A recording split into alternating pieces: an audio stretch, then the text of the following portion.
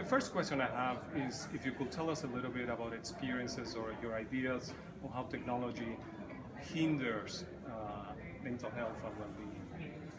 Well, I think there are various incentives about to enhance, optimize levels of engagement, and that leads to technologies that can, for example,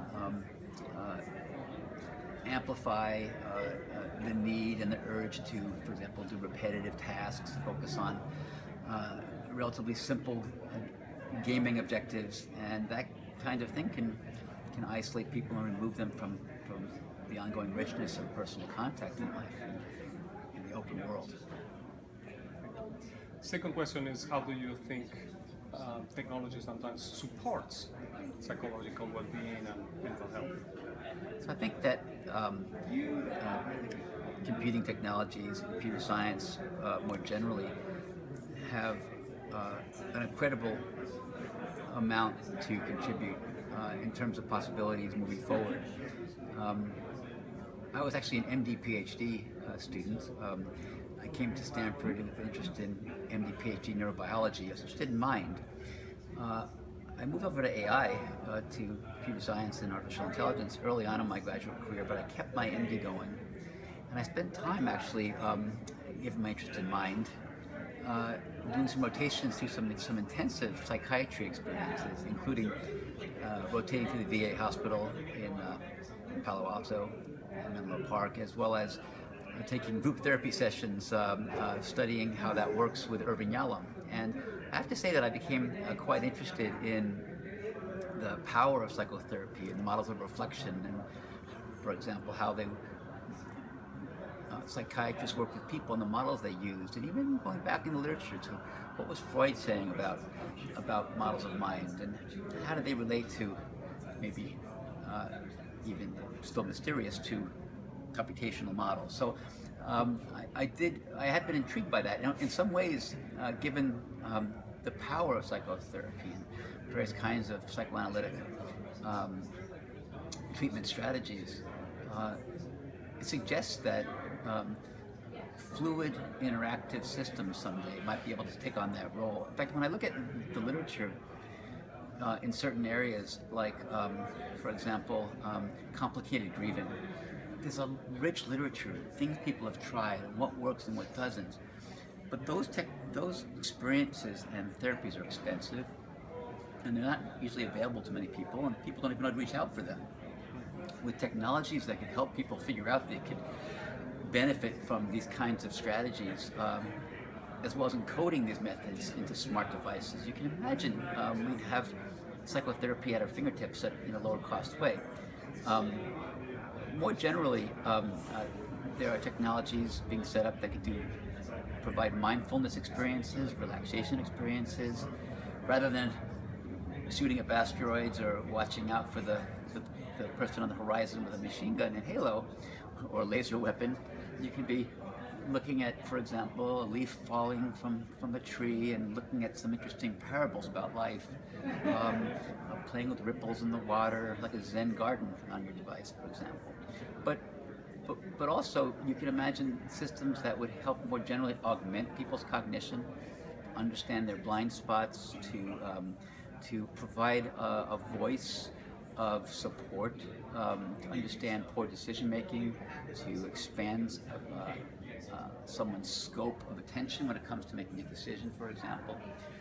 So the technologies have application and promise across a broad spectrum of needs, from frank psychopathology, I think, all the way up to better living, wellness, and decision making in daily life.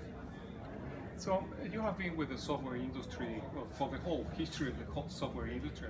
How do you see now psychologists working with engineers towards the design of technologies that better support mental health and well-being?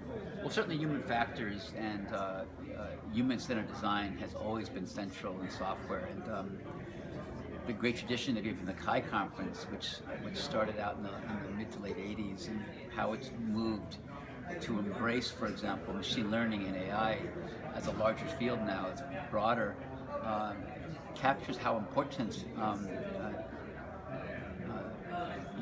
people and human psychology is in the computing experience. Notions of, especially in a multitasking world, of how do models of attention, cost of interruption, models of memory, recall, various variants of Fitts law, efficiency, and new approaches to what it means to have experiences across your devices really hinge on models of humans and their cognition. I've always been a big fan of the prospect of devices augmenting human cognition in a variety of ways by having explicit models of our bottlenecks and blind spots and computing to fill in, to help, and to support. I think we're just scratching the surface when it comes to the broad and deep and prevalent problems of mental health and mental wellness in the world today. And the computing devices, especially with cloud services and devices in your pocket that are sensing at all times, that can learn new things about you and about people from anonymized populations of data, will have incredible impact. So it's psychology and psychiatry, clinical psychology and psychiatry. That's a big bubble here of incredible work over the years, and the growth of computing methods and designs and tools, and cloud services and cross-device experiences and human-centered design, bubble over here.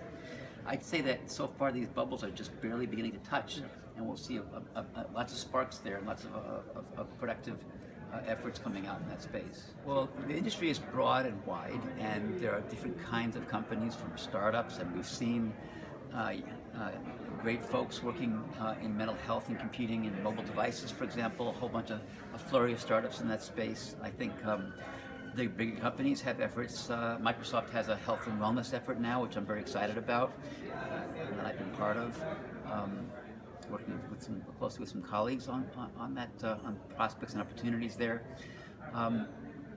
Health is a huge, in general, a huge wedge of our GDP in the world and in the United States, and computing can go a long way to increase efficiencies and enhance and optimize care, whether it be for mental health or clinical illness, physiological illness.